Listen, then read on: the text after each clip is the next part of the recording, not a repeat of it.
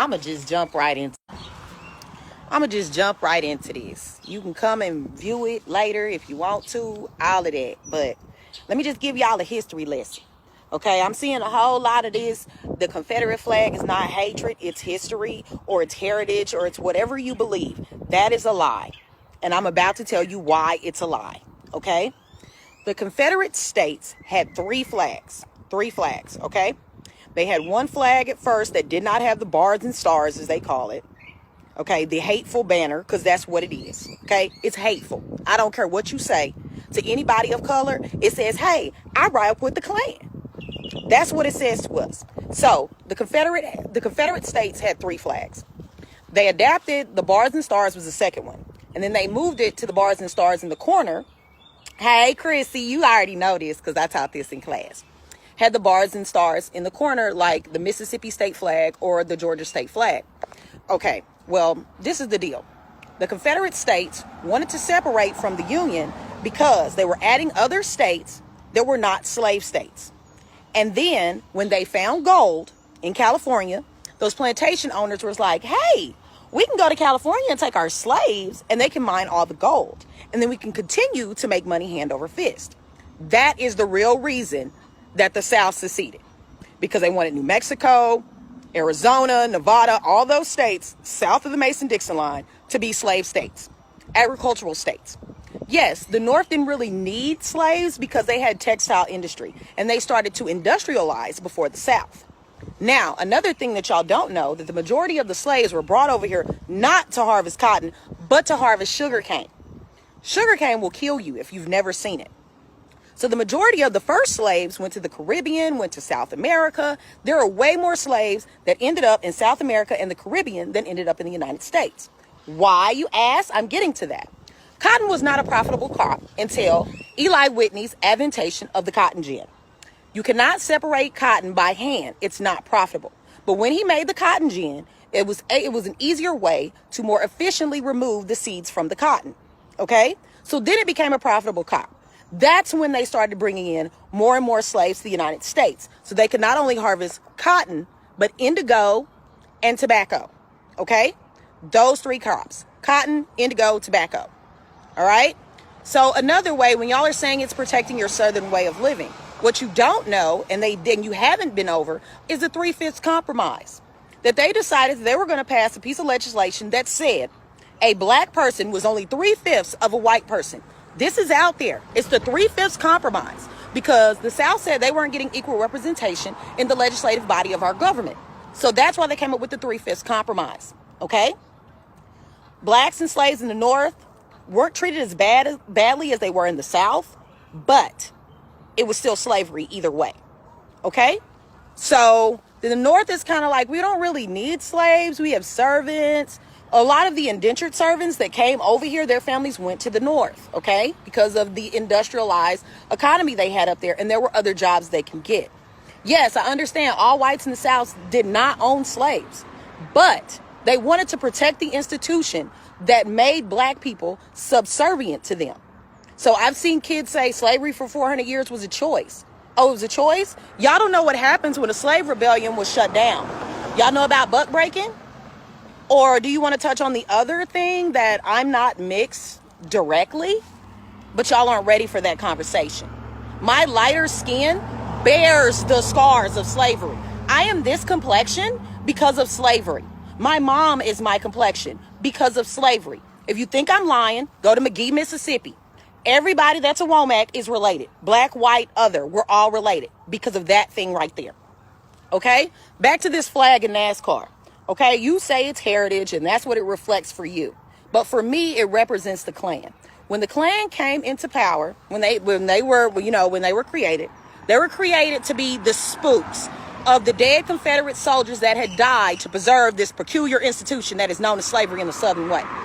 So when the Klan decided they were going to be Klansmen and they were going to wear the robes because they were supposed to be ghosts, spooks, and they were going to fly the battle flag, which is now what y'all have popularized, the Confederate flag.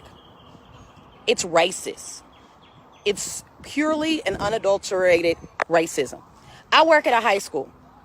My second year at this school, there was a young lady that decided that she was going to tie a Confederate flag onto her backpack. She was only there for a little while and she left. I mean, it's up to you if you want to fly that. But I'm not going to say we are not our ancestors. We have more moxie, we have more spunk, and we don't do it like in the peaceful manner. We tried peace. That didn't work for y'all. So now they want to tear some stuff up. I mean, it worked in France with the Revolutionary War. You know, the poor will get tired and eventually they'll eat the rich. And we're tired. We're tired of this. We're not second-class citizens. We're not second-class individuals. And that flag is hateful. They do not fly any Nazi propaganda in Germany. Why? Because the Nazis lost. But in the United States, the Confederate flag still flies. Confederate monuments are still standing in the South. It's not okay.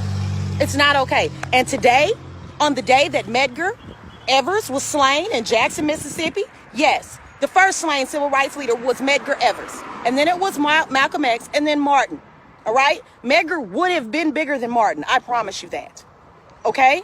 I graduated from the school that created him, that was founded by Hiram Rebels, one of the first senators elected in the state of Mississippi after Reconstruction. See, what you don't know is that during Reconstruction, that's when a lot of black wealth was built from the ground up. Tulsa, Rosewood, all these places that they came into and destroyed. And when they did it, they flew the banner of the Confederate flag. So when you say it's about heritage, it is not about hate. That flag is literally drenched in my people's blood, whether they be black or Indian. The Klan didn't discriminate. They took them all. They don't care. I have an aunt. She was born in Mexico. She's Mexican. I love her to pieces. I don't like any of this. None of this is okay. None of it. Okay? And I found the easiest way to get in and destroy the system. I'm a history teacher. Yes. I love what I do. Yes. Do I teach all the teaks? Yes. But then I add a little extra in. Put a little seasoning on it. You know what I'm saying?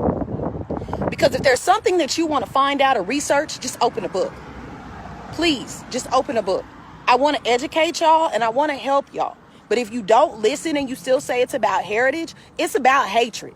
Okay? Hatred. There's no other way around it. It's about hatred.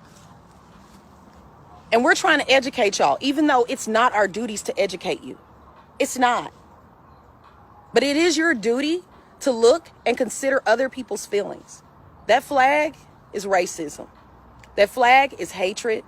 That flag it's got eugenics all over it. A lot of y'all don't know what that is, but the Germans tried to employ that during the final solution when they wanted to eliminate the Jews. So until we address this ugly, ugly, ugly stain that we have on our country, it's going to continue to be like this.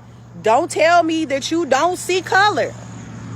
Because if you say that, then you're saying that I'm going to discount what you are saying as an African American because I don't see color. Yes, systemic racism still exists. And then you're going to say, well, you're doing just fine. You know why I'm doing just fine? Because every woman in my lineage has a degree. Okay? My great-grandmother had to learn to speak Spanish so she could get a job as a janitor after having a master's degree. I was told at 10 years old by my great-grandmother that I couldn't go swim in the pool that was down the street from her house. Okay? Big, beautiful antebellum house that we stayed in Port Gibson. And I couldn't go to that pool at 10 years old. I'm 35 years old. That's not okay. There are things still going on in the United States today. And every time you say that flag is not hate but heritage, it's hateful. It's very hateful. And it needs to go. These Confederate monuments need to go. All of it needs to go. If you want stuff to change, then we have to address the scars that y'all have left on us. Okay? Y'all need to apologize to Colin Kaepernick. We can do more than just run behind balls and entertain y'all. All right? We can do all of that.